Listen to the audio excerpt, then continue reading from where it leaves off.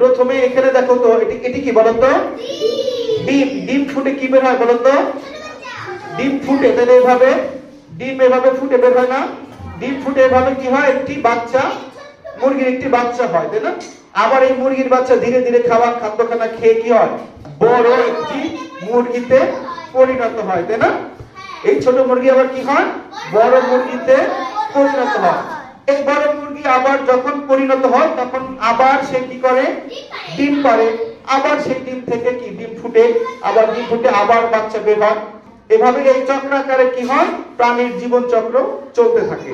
আচ্ছা, এবার আমি আরো এই মুরগি ছাড়া আরো ডিম পাড়ে এরকম আরো কয়েকটা প্রাণী আছে, যেমন তোমরা অনেকে জানো টিকটিকি ডিম ফুটে বাচ্চা হয়, হাঁস, তাই না?